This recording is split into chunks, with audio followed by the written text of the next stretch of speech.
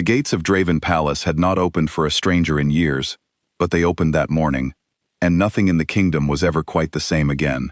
King Marek Draven sat on his throne the way he always did, straight-backed, still-faced, a man who had learned long ago that a king's boredom looked the same as a king's patience.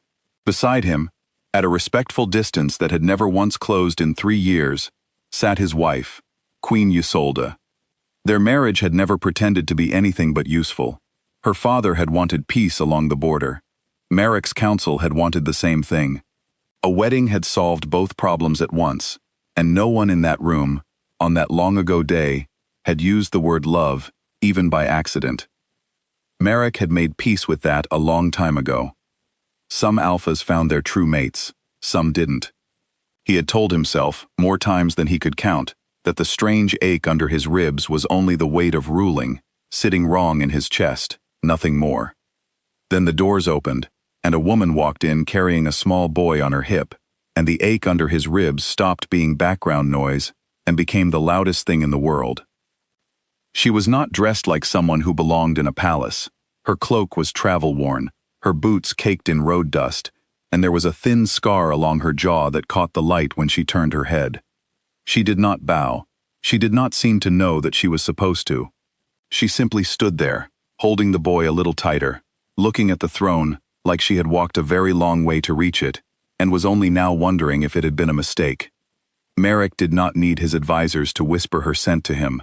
He caught it himself, the moment the doors opened, something like cedar, something like rain after a long dry season, and his wolf, which had been quiet and obedient for 3 long years, surged forward against his ribs so hard that for a moment he forgot every word of every language he had ever known. He knew, before she said a single word, exactly what she was. The boy, who could not have been older than 6, tugged on her sleeve and asked, in the clear, unbothered voice of a child who has not yet learned to be afraid of kings, "Mama, why is he crying?" Marek was not crying. He would insist on that, later, to absolutely no one, for the rest of his life. The woman's name was Corinne.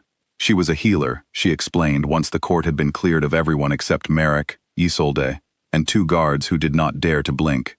From a border village that Marek's own soldiers had raided 4 years ago, back when he had still followed his father's war orders instead of his own judgment.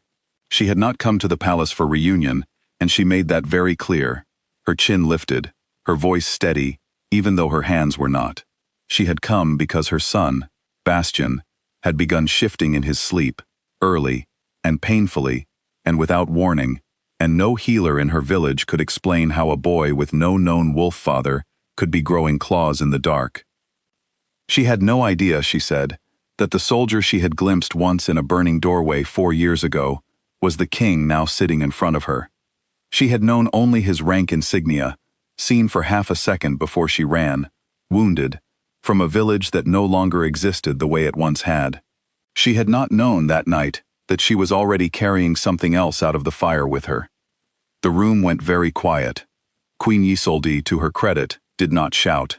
She did not throw anything, though there was a heavy silver cup within easy reach that Marek noticed her glance at, briefly, before deciding against it.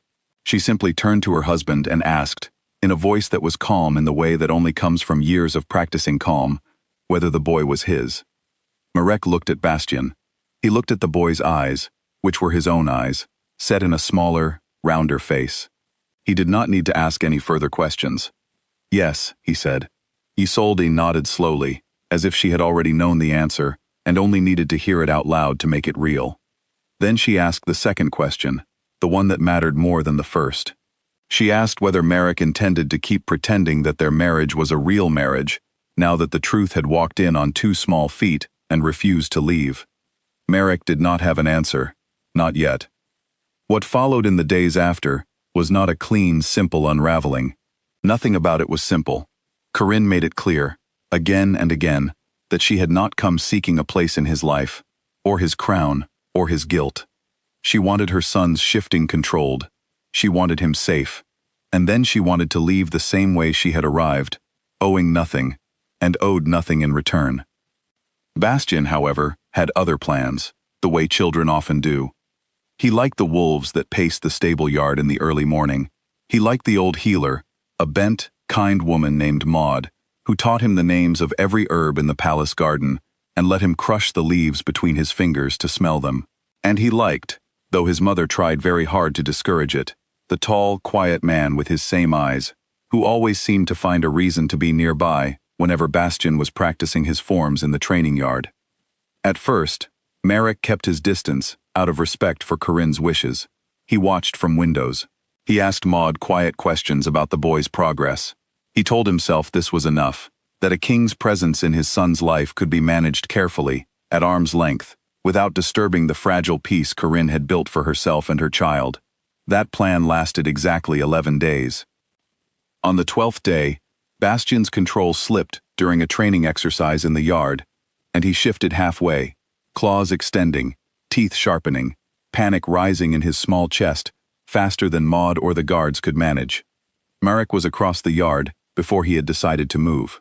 He knelt in front of the frightened, half-shifted boy, spoke low and steady, the way his own father never had for him, and talked Bastian back down into himself, one slow breath at a time. When it was over, Bastian looked up at him with wet eyes and asked, "Are you like me?" "Yes," Marek said. "I am exactly like you." Corinne, who had run the length of the yard the moment she heard the commotion, stopped a few feet away and watched the two of them, father and son, kneeling together in the dirt. She did not say anything. She did not need to.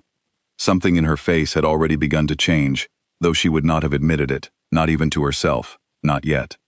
The court, of course, could not stay quiet about any of it. Whispers moved through the palace faster than official announcements ever could. Some nobles argued that the boy should be sent away quietly, along with his mother, to avoid embarrassment to the crown. Others argued the opposite, that a king who denied his own blood was no king worth following. Ysolde found herself in the strange position of being asked, by half the court, what she intended to do about the situation, as though the situation were a problem for her to solve, rather than a truth for everyone to accept. She surprised them all. Rather than fighting to hold on to a marriage that had never been built on anything warmer than convenience, Ysolde began, quietly and without asking permission from anyone, to negotiate her own path forward. She met with her father's advisors. She reviewed the old treaty documents late into the night. She was, it turned out, far better at the business of peace than anyone had given her credit for, and within a few weeks, she had drafted the beginnings of a new agreement, one that no longer depended on her marriage to Marek to hold the border steady. "I never needed the crown to matter," she told Marek plainly, the day she showed him the draft. "I only needed you to stop pretending I did." It was, in its own strange way, the kindest thing anyone had said to him in years. Meanwhile, the bond between Marek and Corinne did not resolve itself into anything as simple as romance. It kept breaking through, instead, in smaller, harder moments. It broke through during an argument about how much wolf training Bastian was ready for. It broke through during the long, uncomfortable weeks, when the scandal of it all sat heavy over every meal, every meeting, every quiet corner of the palace. It broke through most of all, one night on the outer wall, when Corinne finally said the thing she had been swallowing since the day she walked through the gates.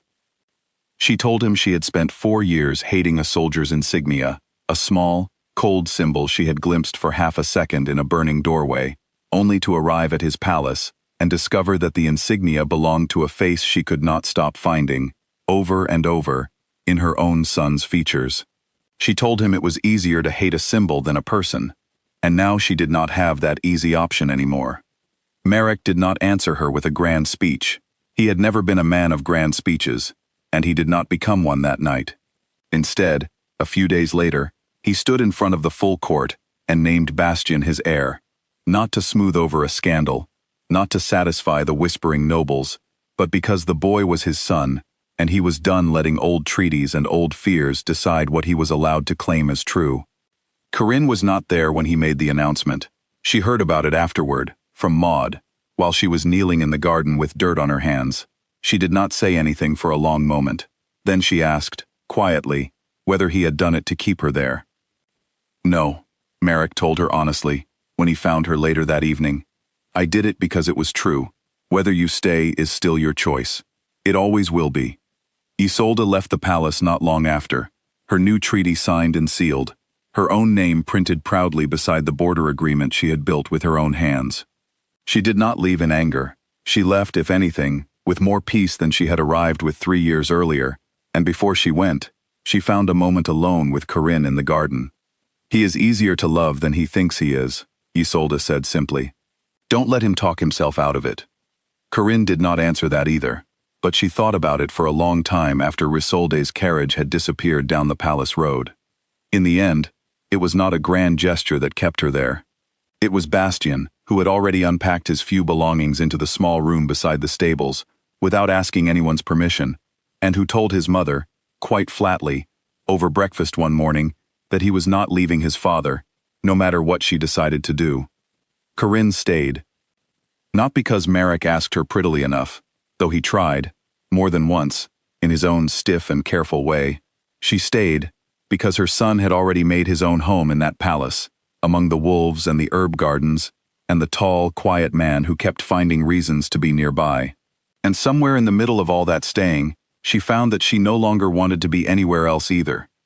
The last anyone saw of the matter, for a good long while, was an evening in the nursery, where the king of the northern pack was flat on his back on the floor, badly losing an arm wrestling match to a laughing 6-year-old boy with his own eyes. Corinne stood in the doorway, watching, wearing an expression on her face that she had not let herself wear in 4 long years. Nothing about it was fully settled. The court still whispered here and there. Questions about a new queen still floated unanswered through the palace halls. But the old ache under Marek's ribs, the one he had carried for 3 long years and called by other names, was simply gone. In its place was a boy's laughter, and a woman standing in a doorway, looking less like someone about to leave, and more like someone who might, at last, be ready to stay.